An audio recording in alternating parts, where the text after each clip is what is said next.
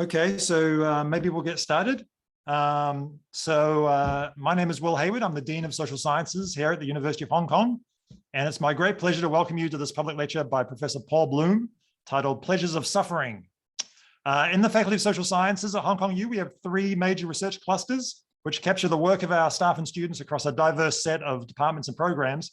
And one of these is in mental wellness, showcasing our work in psychology, social work, and mental health. And today's public lecture is hosted by our mental wellness research cluster. It's with deep gratitude that we thank Professor Paul Bloom for finding time in his busy schedule to give us today's talk. Paul got his undergraduate degree from McGill and his PhD from MIT. After spending 9 years at the University of Arizona, he moved to Yale, where he spent more than 20 years and became the Brooks and Suzanne Reagan Professor of Psychology and Cognitive Science. Last year, he moved back to his native Canada, to the University of Toronto, where he joins us today. Paul's work has been tremendously influential in developmental psychology, both in how children acquire language, how they engage in reasoning, as well as how they make moral judgments. And in recent years, he's expanded this interest in moral psychology in many different directions. This work has won many awards, but he's also known as one of the best communicators in psychology with extensive writing for a broader audience. His work has appeared in the New York Times, the Wall Street Journal, the New Yorker, the Atlantic, and many other places. He's written 6 books, several of which open up areas of psychology for a wider readership. And the work he'll talk about with us today is framed around his most recent book, The Sweet Spot, The Pleasures of Suffering and the Search for Meaning. This book addresses an apparent paradox. We often characterize ourselves as behaving in ways that seek to maximize comfort and pleasure. So I'm hungry, so I eat because I know I'll enjoy the experience. And indeed, if I think that something on my plate is something I'm not going to enjoy, I probably choose not to eat it. But at the same time, we also act in ways that would seem on the surface to cause us pain and suffering. This topic, as many of my colleagues will know, is of personal interest to me because I'm an ultramarathon runner, running for very long distances and long periods. There have been many occasions in which, after running for many hours, I find myself at the bottom of a hill, exhausted, in pain, with a trail going straight up. I think to myself, seems like right now it'd be much more pleasurable to be sitting on the couch eating pizza rather than being here. And yet, almost always, I start running, well, probably walking up the hill. So why do I do that? I don't really know, but hopefully Paul's going to help me understand. Now, unfortunately, due to the pandemic, we're unable to have Paul with us in person, but we're very grateful that he's made time from his incredibly busy schedule to join us on Zoom from Toronto and give us this talk. As he's giving his talk, you'll be able to ask any questions that you have in the Q&A box. So please enter those. And then at the end of the talk, I'll pose as many of those questions to Paul as we have time for. So please do give us your questions and we'll see how much of a discussion we can have with Paul on those. So without further ado, I'll hand it over to Paul. Thank you very much for joining us and really looking forward to your talk. Thank you, Will. Thank you for the very gracious introduction. Thank you for inviting me. And I'd like to thank everybody who's here for coming to this talk this morning. Let me see if I could share my screen, get this going. Will, can you tell me, is it all set here? Yeah, okay, looks good. You see, excellent, excellent. I'm going to talk about the book that was just mentioned. That's been published, is out there. But I'm still at a stage where I'm thinking through these issues. So I'm looking forward to disagreement, elaboration, discussion, and all of that good stuff to follow. Whoops. Many years ago, the art critic James Elkins put ads in newspapers and magazines asking people to send him stories about paintings that made them cry.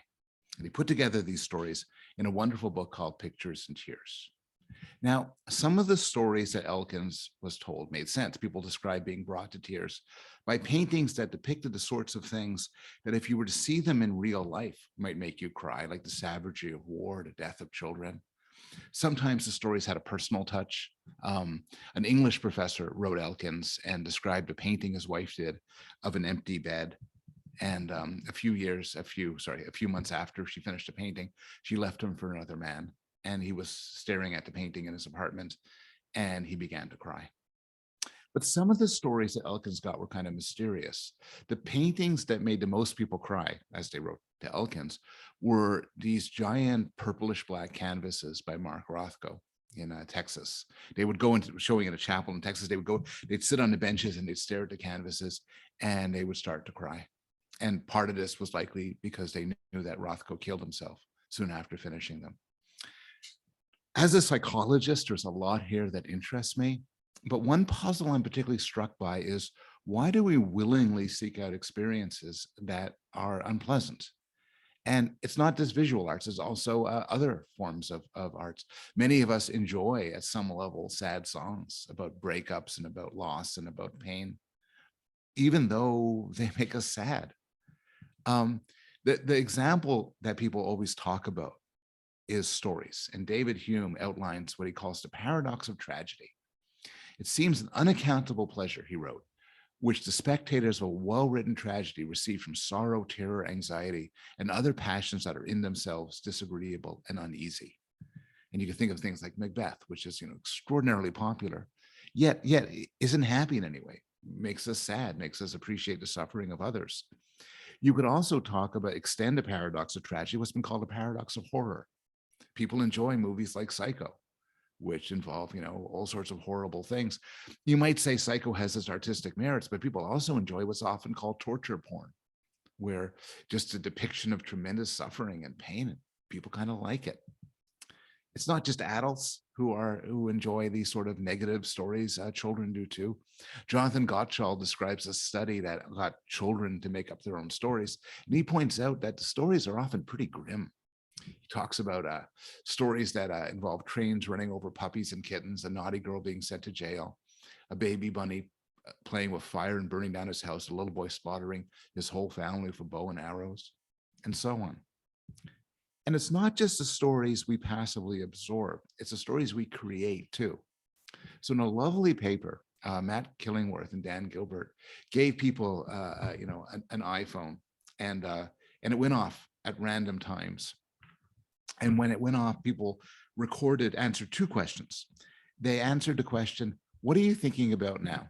And in particular, are you focusing on the here and now, or is your mind elsewhere? If you got it right now, if you were daydreaming, you say, my mind's elsewhere, you're fantasizing or remembering. And then the other question is, how much fun are you having? How happy are you? And they found, you see this in the title, they found out about half the time people's minds were wandering. And when they were wandering, they tended to wander to bad places. When we could think of anything we choose, we often think about bad things. Now, when Hume defined this, he defined it in terms, my examples here have been stories, tragedies. And Samuel Johnson, years later, wrote, the delight of tragedy proceeds from our consciousness of fiction. If we thought murders and treason real, they would please no more. Now, Johnson was an extraordinarily brilliant man, but he didn't know what he was talking about. Stories are actually, particularly terrible stories, are often much more pleasant, much more captivating when they're real, as in the stories of O.J. Simpson or Ted Bundy or Jeffrey Epstein. They captivate our mind more when we know they're real versus fictional. And this is an insight Plato had. So Plato told a story of Leontius.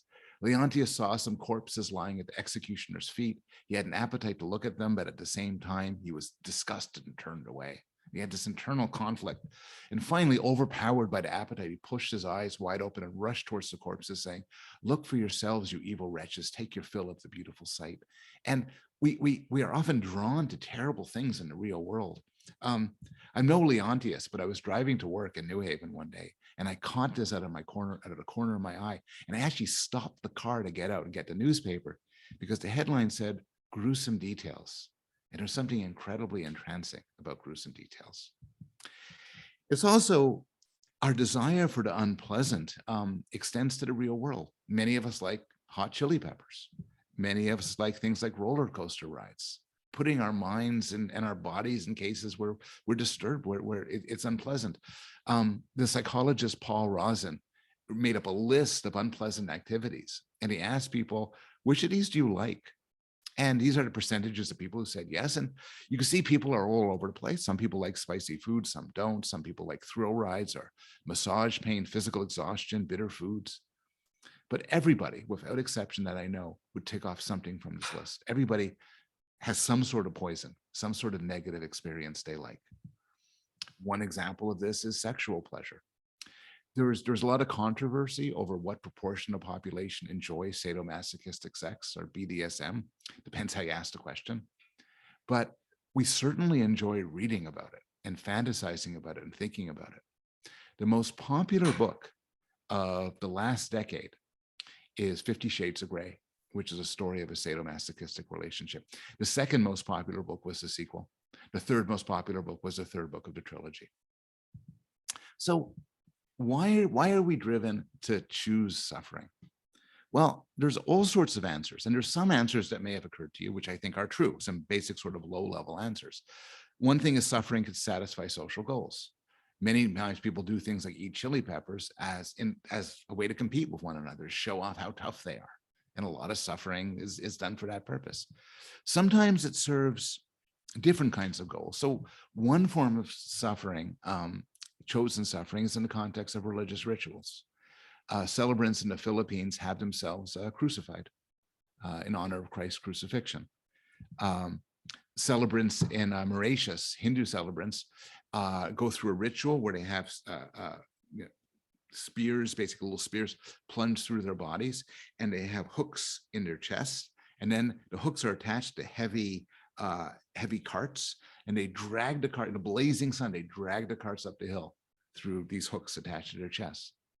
And you wonder, why do they do this? And there's different answers. But one answer notices that this thing shows up in religion more generally. So all of the major religions, here's examples from Islam, involve some sort of deprivation and suffering and choice of what to give up. And one idea, which has its sources in the sociologist Emil Durkheim, is that suffering brings groups together. It has that sort of power.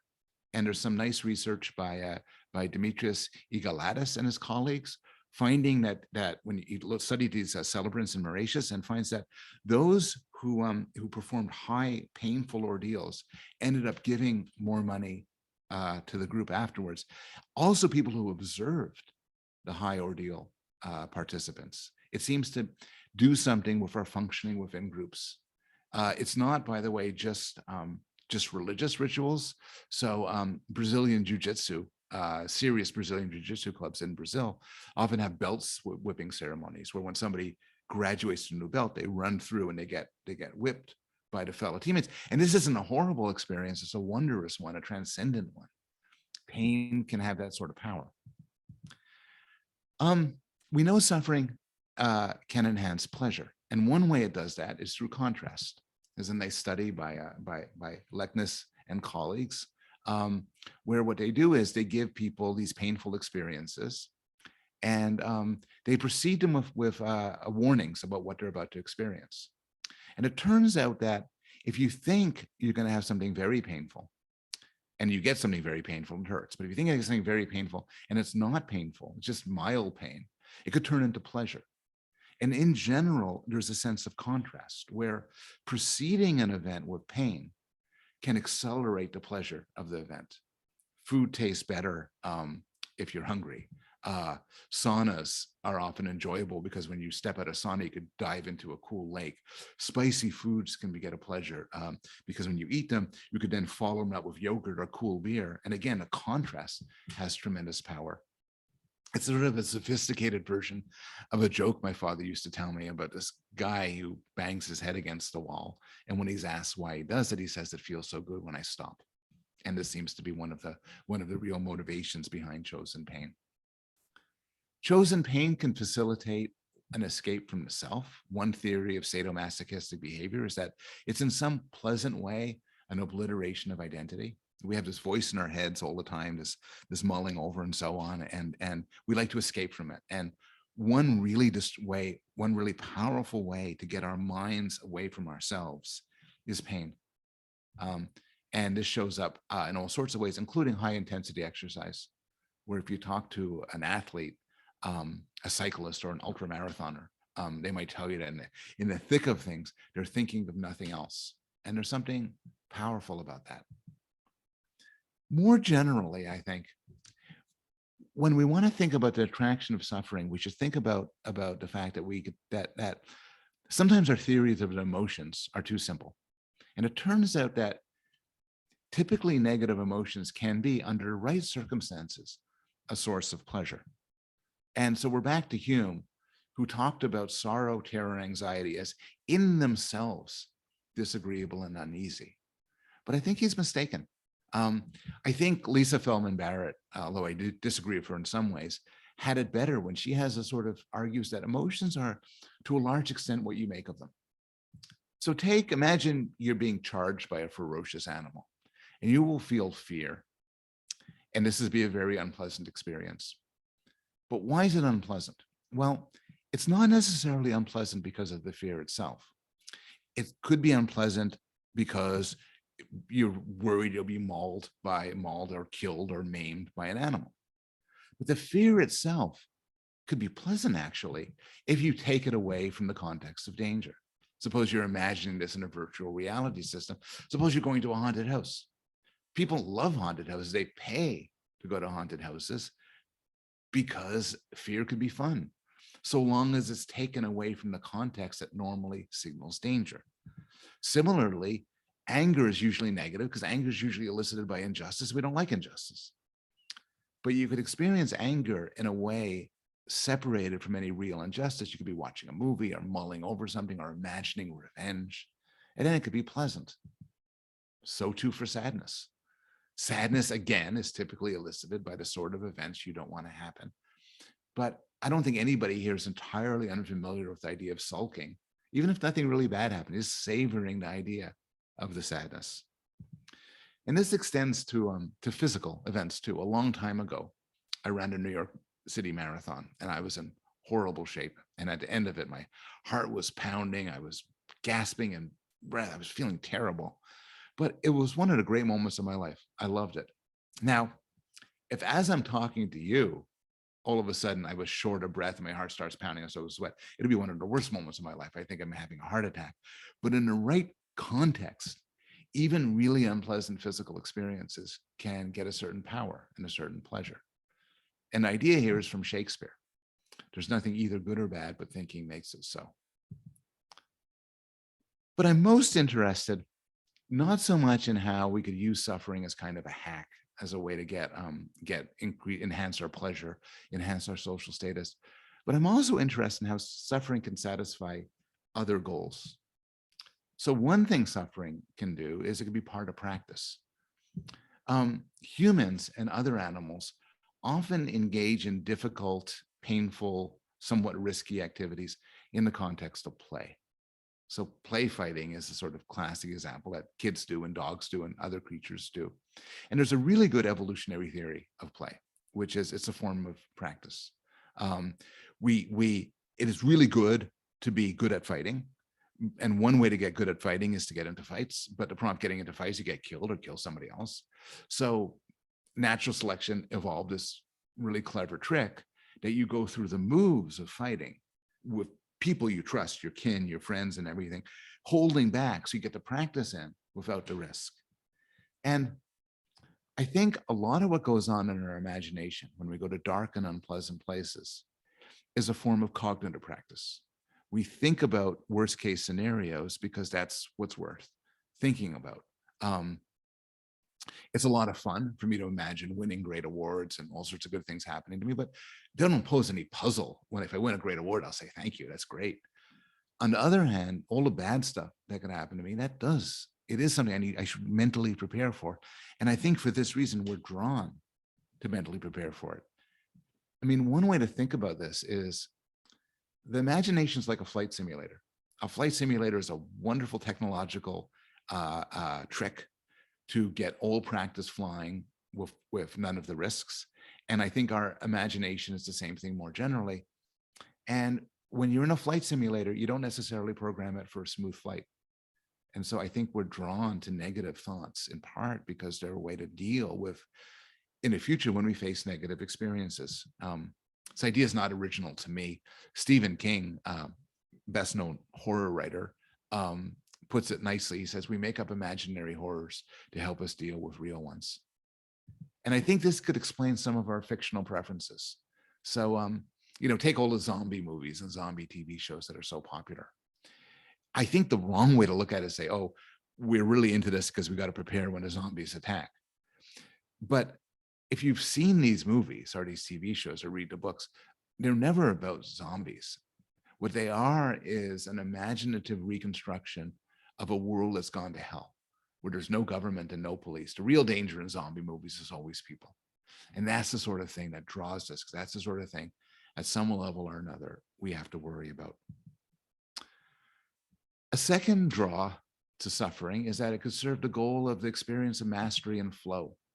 There's what my colleague Mickey Inslet and his colleagues describe as the effort paradox. The effort paradox is that we typically act, and other animals act too, in ways to reduce our effort. If I'm going to reach for a cup, I'm just going to put my hand where the cup is. I'm not going to run around the room 5 times before getting there. You go for the least effort to attain most of your goals, except when you don't, except when people decide to go through effort and difficulty and struggle for no practical reason. And there's different things going on here. One thing is that we enjoy the products of effort. It's what Michael Norton and his colleagues call the IKEA effect, which is if you build something yourself and put effort into it, the more effort you put, the more valuable that thing is. But then there's also the joy of effort for its own sake. I like doing the New York Times crossword puzzle. I'm not a genius at it. It's a Thursday, and I'm kind of stumped right now on the one for today. But I like it, and I like working on it. And it's not for the satisfaction of getting it. I can do the easy ones. I don't get them all the time. I like struggling with it. And I think a useful framework to make sense of this sort of struggle was developed by Mihaly Csikszentmihalyi, who talks about flow. And in his book, Flow, he describes these flow experiences. And one way to think of a flow experience is one in which you lose yourself. When you're in a flow experience, you forget to pick up the kids from school, you forget to eat, you lose yourself. And he describes it as experiences that are a level of difficulty that you're not bored, but not so difficult that you become anxious and frustrated. And in his book and in his writings, he talks about people who live lives of flow experiences, rock climbers who do bouldering, musicians who do improvisation, artists, scholars, and argues that, in some way, the parts of life that people enjoy the most often reduce to flow experiences. Another way in which we are drawn to suffer is in the context of morality. And suffering and morality interact in all sorts of ways. My day job is as a developmental psychologist. I study babies and children and their morality. And we know from a lot of research that as early as you can test, there's a natural tendency to help others, to go to an effort of helping others, soothing others. There's all these experiments from the 70s that involved experimenters pretending that they were in some sort of pain, and then children would spontaneously help them. My favorite study was done by Felix Rarnican and Michael Tomasello, where they have an adult who's in distress, and then they have a toddler sitting in the corner. No one's looking at the toddler, and they want to see if the toddler would help. And here's a clip from one of their studies.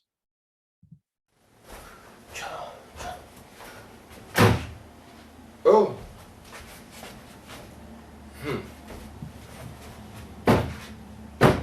Oh.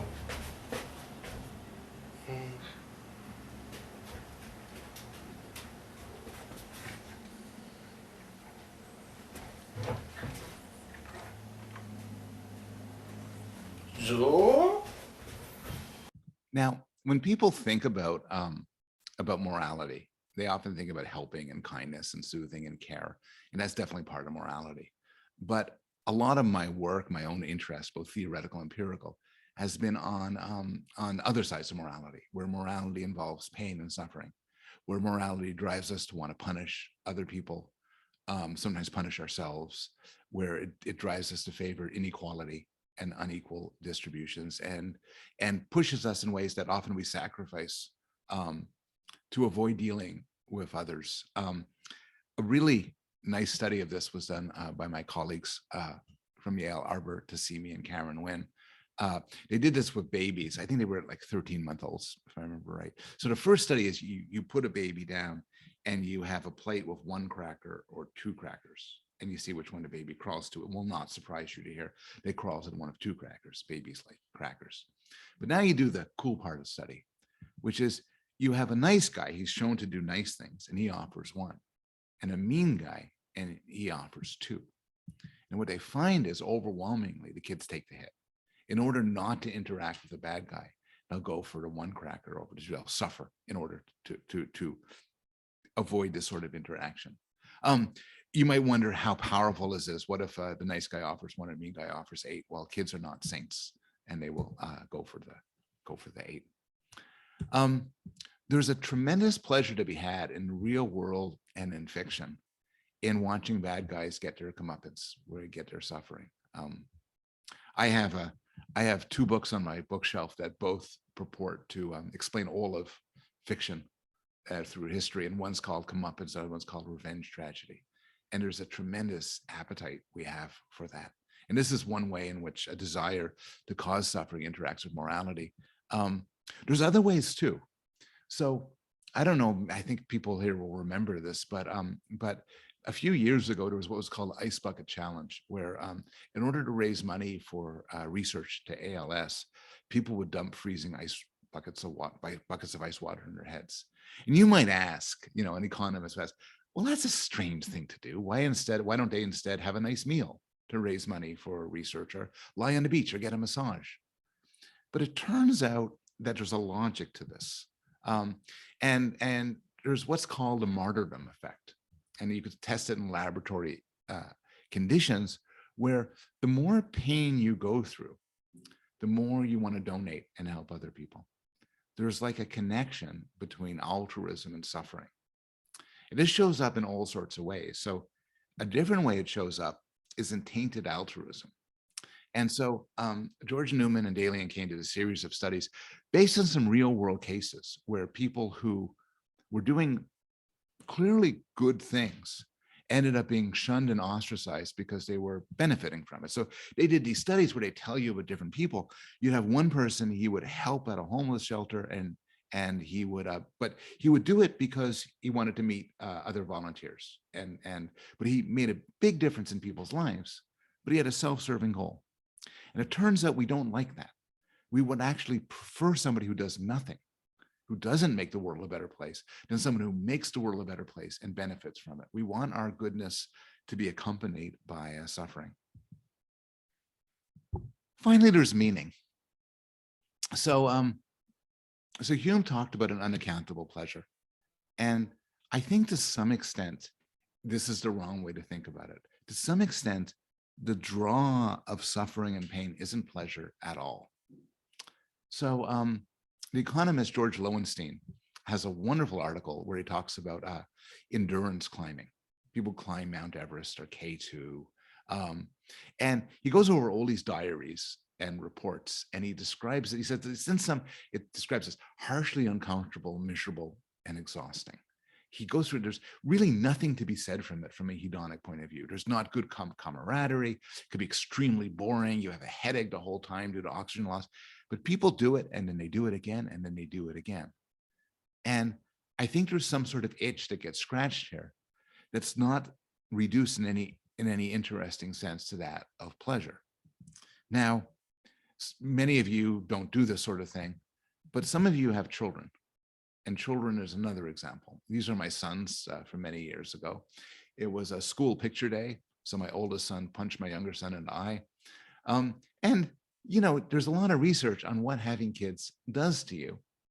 And the results are kind of mixed and complicated.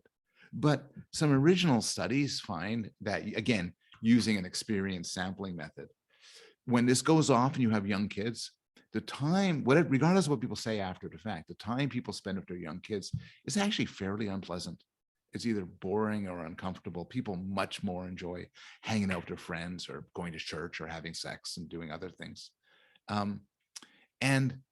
There's also other indicators of the sort of negative aspect of having children. This is from Dan Gilbert, who summarizes 4 studies the effects of children on marital satisfaction. And the idea is that when you're married and you don't have kids, you're pretty happy with your marriage.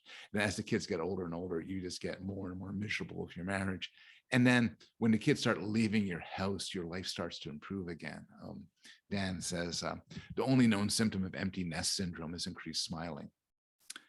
But nonetheless, and I have my sons, and people don't typically regret having their kids, despite the difficulty and anxiety and stress and so on. And I think this is in large part because it isn't pleasure we're after, it's other things.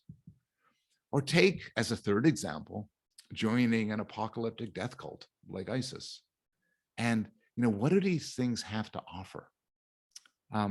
Many years ago, the writer and prolific social media person, Joyce Carol Oates, had a tweet saying, "All we hear of ISIS is puritanical and punitive. Is there nothing celebratory and joyous, or is query naive?" And a lot of people are very critical. How dare you say that there's something of value in something like ISIS? But there plainly is, or else people wouldn't join it. And again, you see in these sorts of cases an illustration of how it's not just pleasure that we're after. George Orwell makes this point very well in a review of Mein Kampf, where he writes, "Hitler knows that human beings don't only want comfort, safety, short working hours, hygiene, they also want struggle and self-sacrifice. Whereas socialism and capitalism have said to people, I offer you a good time, Hitler has said to them, I offer you struggle, danger, and death. And as a result, a whole nation flings itself at its feet." And we don't go to war, many of us, but we have a voracious appetite for watching others do it, for watching others have apocalyptic battles between good and evil. The most popular entertainment now are either superhero cartoons, which now adults watch because it scratches this itch, or simulations of battle, as in extremely popular video games. We're not hedonists. What we pursue often requires pain and suffering. And we have these other goals, and suffering emerges from pursuit of these goals. But I've been talking up to now about chosen suffering, the suffering we want. And so the question always comes up, what about unchosen suffering? And I think here people would say, this also provides benefits. So many years ago, there was a terrorist bombing in the United States at the Boston Marathon site. And one of the people who was injured was a man named James Costello, was severely burnt in the bombs, spent months in a hospital being treated, met a nurse, fell in love. And then on the day of their wedding, he posts this on Facebook. "I now realize why I was involved in the tragedy. It was to meet my best friend and the love of my life." And some of you may be familiar with this question, with this statement. Everything happens for a reason. Now, a lot of people think that this sort of finding justification for unchosen suffering is particularly religious. And outside of religion, you don't have that. This t-shirt captures the view, which is, from a scientific point of view, the reason's usually physics. But it's more complicated than that, I think. So I did some research a while ago with my then graduate student, Connie Banerjee. And we did a series of studies. In one of our studies, we asked people to recall a significant event in their life. It could be a positive event like a marriage, birth of a child. It could be a negative event like a serious illness or the death of a loved one. And then we asked people, was it caused by fate? Was it meant to be? Did it happen for a reason? Did it happen to send me a message? And we tested theists who believed in God and atheists who didn't. And you'll see two things in this pattern of results. One thing is, as you might expect, theists were more likely to say that these things had a purpose. These things happen for a reason. But you'll also see, depending on the question, that a fair amount of atheists who explicitly said there is no God, they don't have any religious belief at all, still believe that there was some justice to these things. I think there's a natural impulse, what Dan Gilbert calls the psychological immune system, to justify unchosen suffering, to say it has a higher purpose for it. And this manifests itself in its strongest form in religious belief. So my favorite example of this is from William Atkinson, who was the first president of the American Dental Association. And he's talking about anesthesia. because when he became president, anesthesia, dental anesthesia was becoming big. And I don't know about you, but for me, anesthesia sounds like an unqualified good thing. But Atkinson didn't think so. And he wrote, "I wish there were no such thing as anesthesia. I do not think men should be prevented from passing through what God intended them to endure." Now, a natural question to ask here is, forget about what people believe. Does unchosen suffering have benefits? Does it make us better people? There's a lot of debate about this. And we can talk about this in the question period because people have strong opinions about this. And a lot of psychologists talk about post-traumatic growth, not post-traumatic stress disorder, where something happens to you and you're messed up as a consequence for some period, but post-traumatic growth, where something bad happens to you and you come out of it better than when you started. And it's a very popular view, and most of the data suggests that it's mistaken. Here's a quote from a large meta-analysis looking at over 100 studies. And it sums up by saying, we find no general evidence for widespread conviction that negative life events have a stronger effect than positive ones. In a majority of the studies with control groups, results did not significantly differ between event and control group, indicating change in outcome variables cannot simply be attributed to occurrence of the investigated life events. What this means is, if you ask people who've had horrible things happen to them, are you a better person? They'll tend to say yes. But you ask people who had great things happen to them, are you a better person? They tend to say yes. And then if you ask people who had nothing happen to them, are you a better person? They tend to say yes. The evidence that bad things are good for us when we don't choose them is, I think, very shaky. There's a Connecticut artist who, I'll step back. There's a genre of British postcards where they have these idyllic seaside scenes of happy children, and they typically have a really happy phrase at the beginning of this, like having a wonderful time. And a lot of people, including a lot of psychologists, think this is what people want. This is a wonderful theory of human nature. We seek out pleasure, we avoid pain. But I hope at minimum that I've convinced you that this theory is incomplete. In some circumstances, we seek out pain and suffering in religious contexts, in sexual contexts, in the fictions we enjoy, in the pursuits we voluntarily do, in our worst sides and in our best sides. I think a better theory of human nature is what you would call motivational pluralism. And the best summary I've ever read of this is from the economist Tyler Cowen, who writes, "What's good about an individual human life can't be boiled down to any single value. It's not all about beauty or all about justice or all about happiness. Pluralist theories are more plausible, postulating a variety of relevant values, including human well-being, justice, fairness, beauty, the artistic peaks of human achievement, the quality of mercy, and the many different and indeed sometimes contrasting kinds of happiness. Life is complicated." We see the complexities when you look at the balance people strike between happiness and pleasure and other things. So you take a look at the happiest countries in the world. These are the happiest countries in the world. The list shifts from year to year, but basically these are the happiest countries in the world. And what do they have in common? Well, they're all wealthy. They all have a lot of freedoms. They're all pretty safe. They all have a good welfare system, high GDP and all of that. And Gallup and a dozen other pollsters regularly ask people all over the world, how happy are you? But many years ago, Gallup asked a question which they never asked before, and this is discussed in this paper by Oishi and Diener.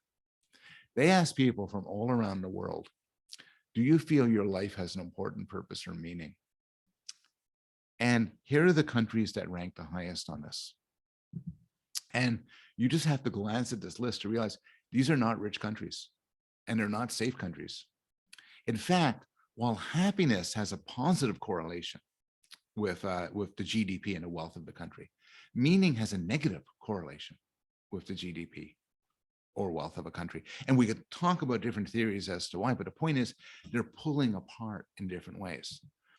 You take 2 million people, as one study did, you break up their jobs into 500 different categories, and you ask everybody, how meaningful is your work? And the most meaningful jobs are members of the clergy, military, social workers, and teachers. These are jobs that are not particularly well paid. They are difficult. They're not necessarily high status, but they are tremendously meaningful. There's only one job on the list, which is both highly meaningful and pays really well and is high status. So if you're looking for a job, be a surgeon and you'll max out on all of these things. Finally, the final study I'll talk about, a lovely study by Roy Baumeister and his colleagues, which kind of just investigate a lot of this head on. So they got a lot of people. This is a study done a while ago. I think the sample size, I'd love to see the sample size bigger. I'd love to see it cross-cultural, but I'll talk a bit about this. They got a lot of people and asked them to rank themselves on how much they agree with the statement, I consider myself happy, and how much they agree with the statement, I consider my life to be meaningful. And then they asked them all sorts of other questions about their lives to see what correlates with happiness and meaning. Now, the first thing to note is the answers to these two things were correlated. So the more people have a happy life, the more people say their life is meaningful. They are not necessarily in opposition, but they do pull apart in certain ways. So what they both share is, in order to have a happy life or a meaningful life, you want to have social connections. Loneliness is bad for both. And you want to not be bored. Boredom is bad for both. But in other ways, they pull apart. Health and money is correlated with happiness, but not correlated with meaning. More time with children is correlated with meaning, but not correlated with happiness. Maybe hinting at an answer for why we think having kids is a good idea, even if they don't make us happy in any simple sense. More to the point, people who said they were happy talked about their lives being easy, with less worry and less stress. People who said their lives were meaningful talked about their lives being difficult, with more worry and more stress. They also asked people a question without any elaboration. They asked them just a simple question: are you a giver or are you a taker? Happy people describe themselves as takers, meaningful people as givers. There's a Connecticut artist, who takes these postcards, blows them up, and then writes captions on the top, different captions, which are quotes from literature, different things. And I got one of them as a present. I have it on my wall, and it's from Aldous Huxley's A Dystopian Fiction, Brave New World, and it describes a world where people are in this artificial state of happiness through genetic engineering and through behavioral modification and also through drugs. So everyone's kind of blitzed out and happy, but there are rebels, people who rebel from the system. And towards the end of the book, a representative of the establishment is talking to John, who's called a savage, and John has rejected all of this. And the representative is incredulous, says that, we could give you all sorts of happiness. Why are you rejecting all this? We take away your frustrations, take away your anxieties. And John says, I want none of it. I want none of it. And at one point, the representative says, we can give you comfort. And this is John's response. But I don't want comfort. I want God. I want poetry. I want real danger. I want freedom. I want goodness. I want sin. And I think there's no better summary of human nature. So I'll stop with that and see if I could stop sharing my screen somehow. Great. There we go. Thank you. Thanks, Paul. That's you've covered a lot of ground. I'm sure that people have questions. If you have questions, we have a couple already. Please put them in the Q&A box. Maybe the privilege of being the moderator is being able to ask your question first, and maybe I'll do that. Always a privilege.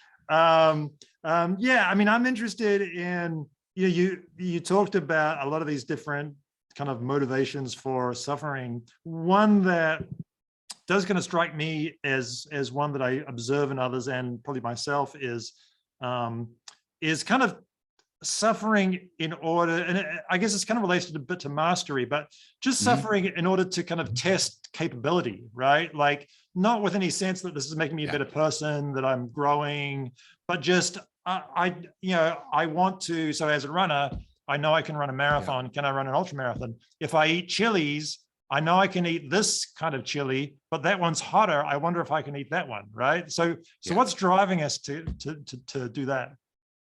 So that's a wonder. That's. I'm not sure whether that analysis of why we choose certain form of chosen suffering fits in with my others, or whether it's a whole different thing.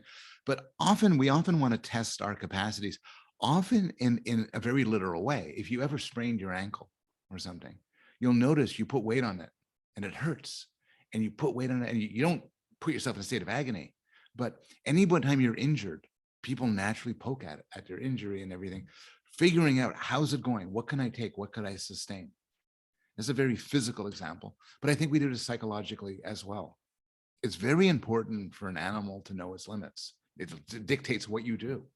And I think that a lot of suffering is exploring the boundaries of how much you could take and how much you can't. And sometimes it goes awry. Sometimes people push themselves awry. They go to a horror movie that's more than what they could sustain. They put too much wasabi in their mouth.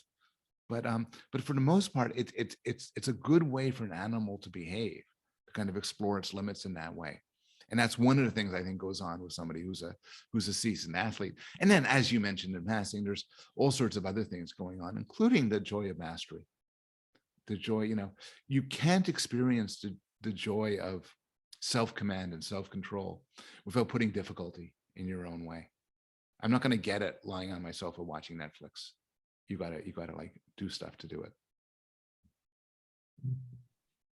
Okay, questions coming thick and fast. That's good.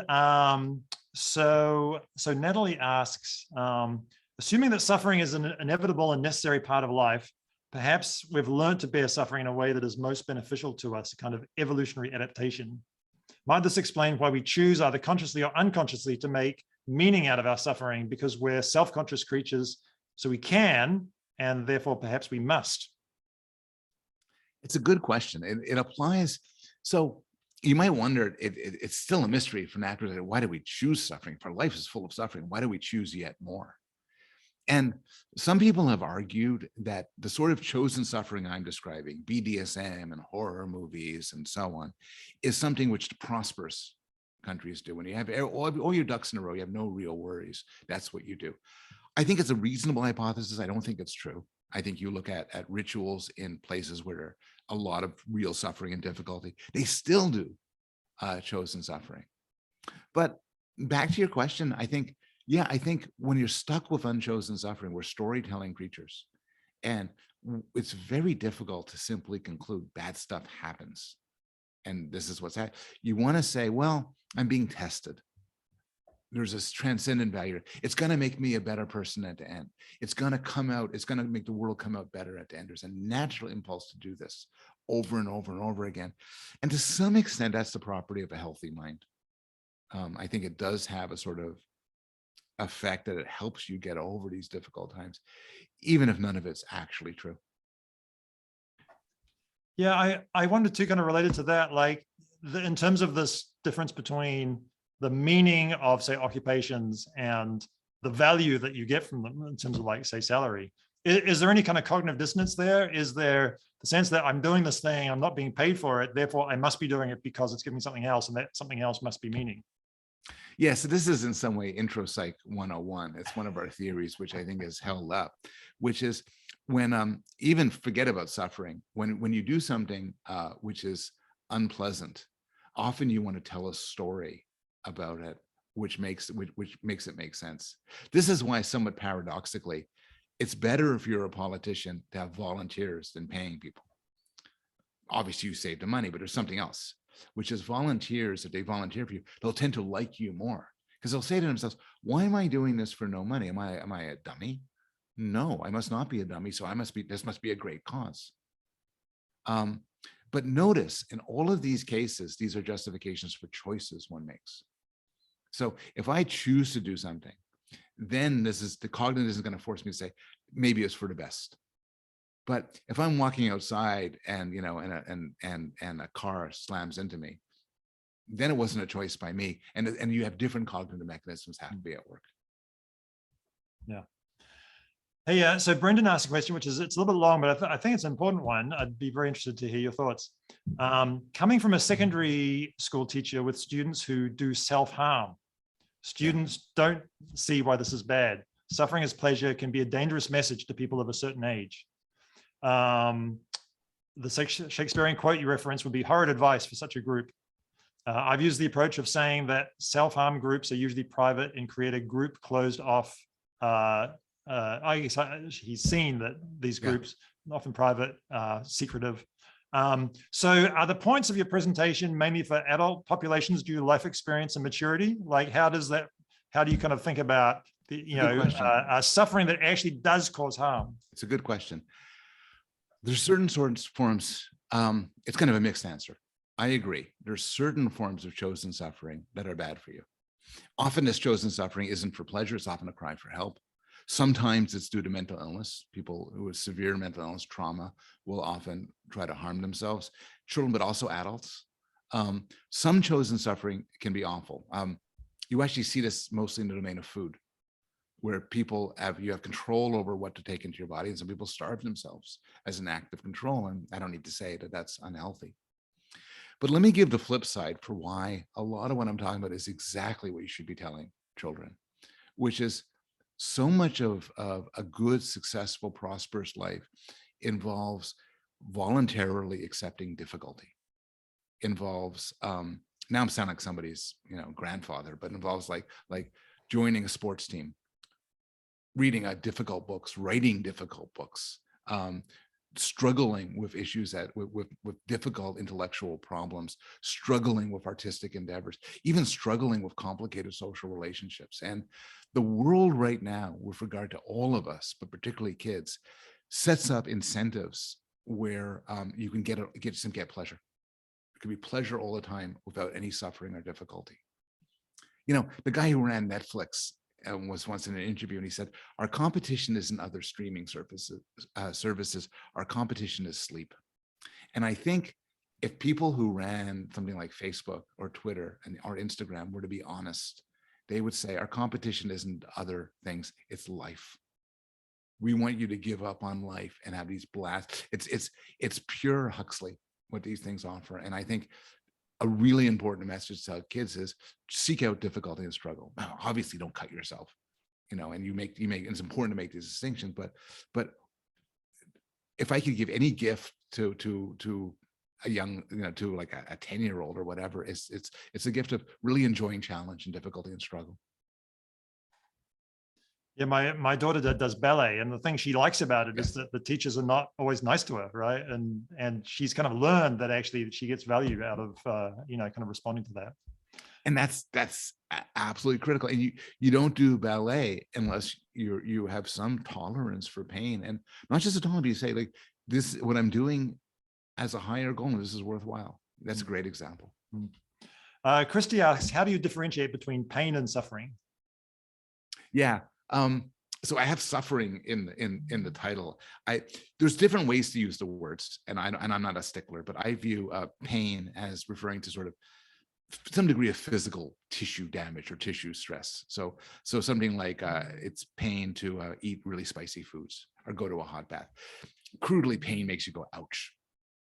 Suffering is a broader concept, which could include the physical pain, but could also include emotional difficulty, anxiety, exhaustion, struggle, and that sort of thing. So the way I'm thinking about it, people use the words in different ways. Pain is sort of a very narrow concept. Suffering is a broader one. And then Ting-Chi kind of has something similar. So is there a sweet spot for kind of how much suffering is the right amount to make it pleasurable?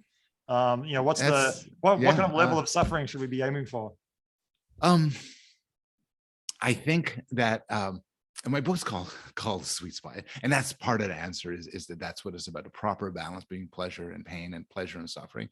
It's also called that because of the idea that each of us in our lives have to figure out the proper balance between the different things we want. It's fine to want pleasure. I want pleasure. I'm thirsty, I drink water. I like a good meal, all of that stuff. But I also want to be a good person, and I also want to have meaningful pursuits. And we all got a list. And figuring out the right balance is a project we each have to do. It would be presumptuous for me to tell anybody how they should solve the problem for themselves. all I would say is, I think the answer to how much suffering in your life is more than zero. And that I would say, and this maybe this isn't that, maybe this is more directive than it's polite to do, but if one is living a life where there's nothing about it that's difficult, it probably isn't being lived very well. And probably it'd be more fulfilling if it involved challenges and difficulties. Now, I'm talking to adults here. Adults can live their life any way they please, and people could disagree with me. I think to the extent you're dealing with children, to go back to the previous one, you do want to give the child an appetite for that sort of difficult but valuable motivation. Someone asks, do we need to practice to enjoy suffering? It's interesting. Some sort of suffering, no. I mean, you don't need to. You could walk into a restaurant, order a spicy dish. You could go right now to your bath, your shower, and make it really hot. You could go for a run, and if you're in out of shape like me, the suffering comes really easy. It's only, trained athletes like the man is asking me the question. He has to work to suffer. I get it easy. I got a tremendous advantage. On the other hand, if you talk about something like flow, answer is probably yes. Where in order to fall into a flow state when bouldering or playing the guitar or writing a book, you got to have some skills. If you don't have the skills, everything's hard. Everything's hard and difficult and everything. And everybody who ever mastered a sport or a musical instrument or anything knows there's a hump. There's a part which it's not, you don't lose yourself. You don't fall into it. You just struggle, and it's hard and it's boring and it's frustrating and maybe a little bit humiliating and everything like that. So yeah, you have to get into a certain level before flow states become available to you. I saw John Oliver on Stephen Colbert the other night, and he was saying he used to play the viola, and he said the worst point for him was getting to a point of some mastery, but the point at which he realized that he was never going to become good at the viola. Like he was quite good, but he was never going to become as good as he wanted to be. Yeah, I think that's something we all have to live with. And I think part of what it is to reach a certain stage of adulthood is to pursue certain things. I like to write. Am I ever going to become one of the greats? No. I just want to say, I could say no. I was at the gym a couple of hours ago lifting weights and everything. And am I ever going to lift more than the guy next to me? No, never going to happen. I'm just going to age, and he's going to get stronger and I'm going to get older. And then you just say, but I get my satisfaction out of it. I try to compete with myself. I try to do it and everything like that. And, I think it's in some way, it's a teenager's aspiration to say, I'm going to do this. I'll be the best in the world. Well,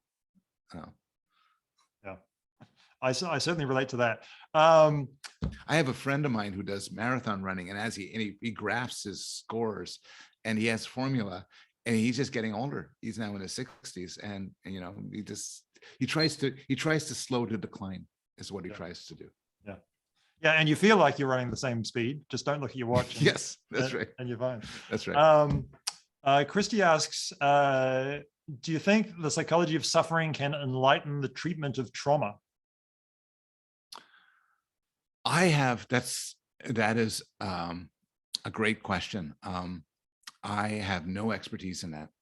Trauma is almost by definition the suffering caused by the suffering you didn't choose, and treatments for trauma just is something which I don't know that much about, and I don't want to speculate on it. I will say one of the bits of good news is I was sort of said this post-traumatic growth stuff I'm very skeptical about, but there is work, and George Bonanno has done a lot of work on this, saying that most bad things that happen to us actually we're very resilient to. Post-traumatic stress disorder is the exception, not the rule. And people are a lot more resilient than we think, in part because of we're the good storytellers we talked about before, in part because we're just stronger than we know. But some people need treatment and desperately need the right sort of treatment. And I think it's an incredibly important job doing it. I have nothing to add about it. That's a great question. there's a question here from Mingwei Johannes Lee, who asks, what implies the difference between something that being happy and leading a meaningful life? Are there variations across culture and across ages? Yeah, that's actually a wonderful question, and there's research on this, and this research involves a sort of puzzle, which is a lot of studies done in the United States find that people who say being happy is important to them and they try a lot hard to be happy are miserable. They're much less happier than your average person. And there's different theories for this, and you can see causality could go both directions here. But one theory is that a certain American model is, I want to be happy. So what I got to do is I got to get a lot of money. I got to get a lot of stuff, and I got to get a lot of social status. And those things are related to happiness. It's not entirely crazy, but for the most part, struggling to get those things is not the key to a good life, and it makes people miserable in the end. They're better off, for instance, just working under close relationships and finding hobbies and so on, and instead of struggling to make more money in this way. When you look at cultures, I think some of this research is done in China. In other cultures, people who try to be happy are actually happier. And one explanation is exactly what you're saying, which is the ethos of what it is to be happy, and the theory, the intuitive theory of what makes you happy is different. And it's more related to social relationships, friends, enduring hobbies, and so on, which probably are more related to happiness. And I think one way of putting it is in societies like the Chinese cultures that were tested, there's not such a difference between happiness and meaning. Often they say, I want a happy life. It could mean a meaningful life as well. While in American subjects, they're very different. And this difference can make a difference in people's lives.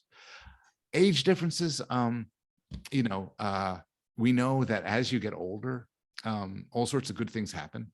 One of the weird findings in our field is that there's all these studies of happiness across different ages.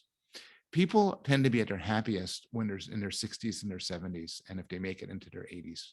It's maybe there's often a bump in happiness in the teenage years. I never got that, but other people have that.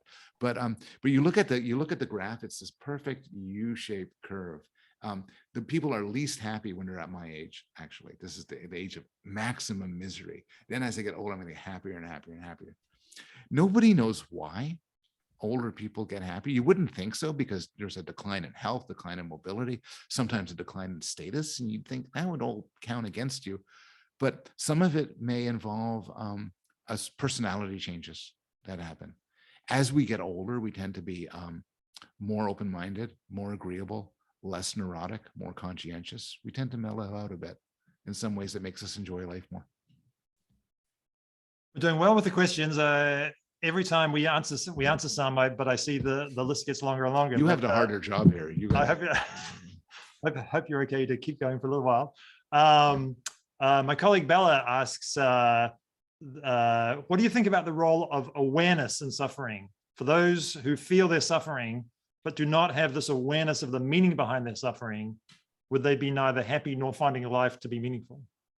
That's a really interesting question. I'm tempted to think that in some way, suffering is like exercise, where you don't have to know what you're doing or be conscious of it for it to have positive effects. I think a lot of us undergo certain sorts of suffering, like sustained effort, or exercise, or various forms of play, or even various forms of sexual play and so on. And we have no theory as to why we're doing it. We don't think, oh, this is going to cause this and cause that, and this will make me better. But you don't have to believe in it for it to work. I mean, one example, for instance, which I haven't talked about in my talk, is there's a lot of evidence that suffering brings groups together. We all meet in person, and we all together have some sort of unpleasant experience. It makes us like each other more and feel more loyal to each other. But we don't have to know this for it to work. And we don't have to ruminate on our suffering and think about our suffering for it to work. So fortunately, maybe that sort of self-awareness isn't a critical part of things. Yeah, the thing I always tell people who do ultra distance running is it seems to select people who are able to kind of control their emotions and be kind of open to new experience. And so so I always say there's no angry ultra runners, right? So it's not just that it kind of binds experiences together, but also the kind of people that engage in those pursuits are also often the kind of people that are open to, to social relationships and so forth. And it's a good point, by the way. If you're going to be skeptical about some of the research I'm talking about, that's one way to be skeptical about it, which is I think psychologists are often too quick to say, look, this activity has this positive effect. And we don't think long enough about the possibility that maybe different kinds of people do that sort of activity as opposed to others. And that's always worth keeping in mind. My colleague Paul Yip, who's the director of the Center for Suicide Research and Prevention, notes that many of the socialized rich countries, and some on your list, maybe for example Norway, where people are happy, also have a high suicide rate, and maybe higher than countries with with lower income. So how maybe thinking about suicide, how does that relate to happiness versus meaning? That's a really good question, and I realize I've been talking to somebody who knows much more about it than I do. But my understanding is that suicide and happiness or unhappiness or depression are actually within a society actually fairly separated in all sorts of ways. One example is in the United States, everyone's been, the pandemic has caused a lot of sadness and clinical visits, but hasn't caused an uptick in suicide. Maybe because suicide involves a loss of hope and people think this will be over at some point. Another example is that the US, which doesn't do that badly in happiness, has a very high suicide rate because of the guns, which apparently are really correlated. Easy availability of guns is correlated with suicide. So plainly, there's a relationship within individuals with depression and suicide, mood disorders and suicide. But my understanding is it's across society, it's actually fairly complicated. And there's different things going on. And it is conceivable for a country to have pretty high average happiness, but also an above average suicide rate. If that makes, I'm curious what you have to say about that, if you want to jump in with a response. Another colleague, Ben, asks, could you speak about humor at the intersection of suffering and pleasure? Humor, it goes back to, I think humor shows up a lot in the context of Unchosen Suffering, because I said we tell stories and religious explanations for it and everything like that, but also we often laugh about it. For me, the best book ever on unchosen suffering, bad stuff that happens to us, is Viktor Frankl's book, Man's Search for Meaning. And he talks about how people, what makes people, it's a Holocaust memoir. So he talks about his experience in concentration camps and his observations as to who is resilient and who isn't. And he talks a lot about having a meaning in your life and purpose in your life as a way to block. Actually, he talks about in terms of who kills themselves and who doesn't. And he says having meaning in life was an indicator. But throughout his book, he talks about humor. And humor is, I think, a good way to, it's some way, distance yourself. Think about sad stuff in different ways. Beyond that, I don't have much to say. It's a really interesting issue. Yeah. Here's an interesting question that really gets at the basic definitions. If people derive joy and pleasure out of suffering, is it suffering? Yeah. So you got to be careful with definitions. In some sense, there's certain cases where it's easy to say it is because there's a time course. So you could be in a hot bath and it's honestly painful. How painful is it? Painful. I don't like it. But then it cools down, and then you feel great, and the pain was worth the payoff. So there's no paradox there. But sometimes there is honestly a paradox or puzzle. So I won't even use the word suffering. I'll talk about pain and pleasure. You might think pain and pleasure are opposites, but they aren't. They're probably opposites for every other animal but us, because they just experience what they experience, and it's either painful or pleasurable. But a human could experience pain, honest to God pain, like, you're running and there's a stitch on your side and it just hurts. But at the same time, we could say, wow, this is my best time ever. I'm really proud of myself. I'm satisfied with myself. I'm feeling great. And you feel pleasure because of the pain, and you feel them both simultaneously.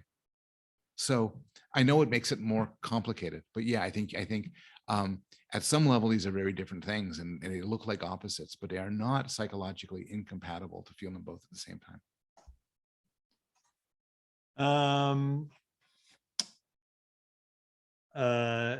Here's one. Let's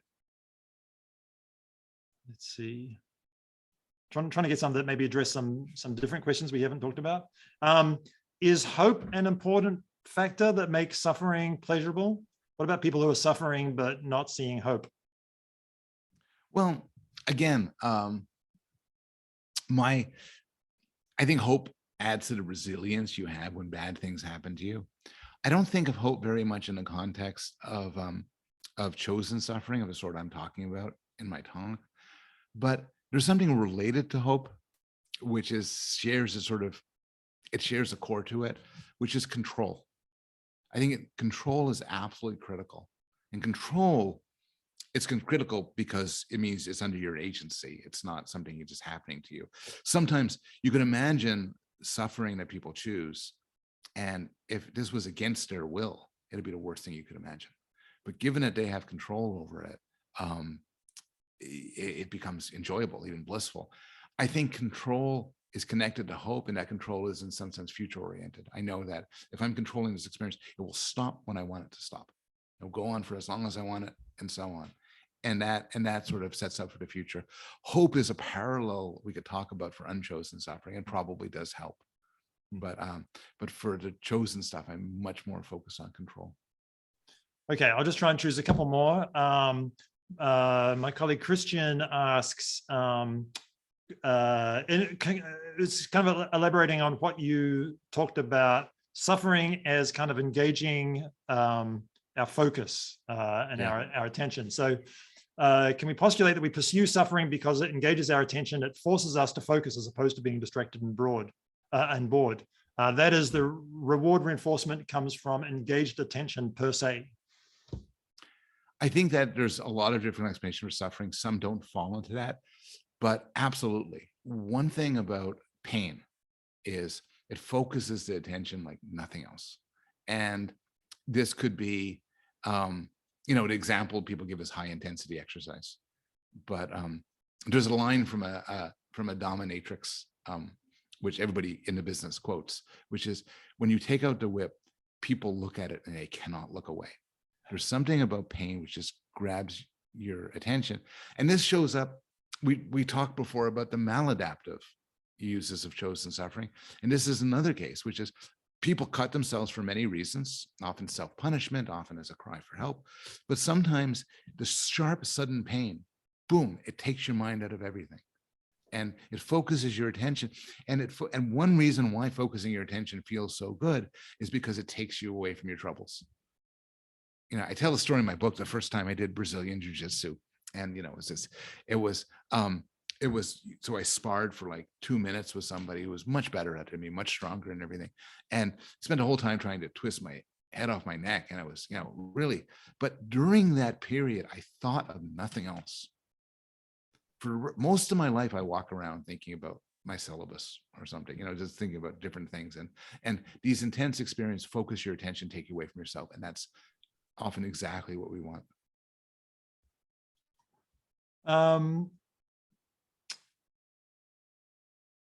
Tingshi asks, is there any research on what determines an individual capacity for suffering? Like, are there individual differences here?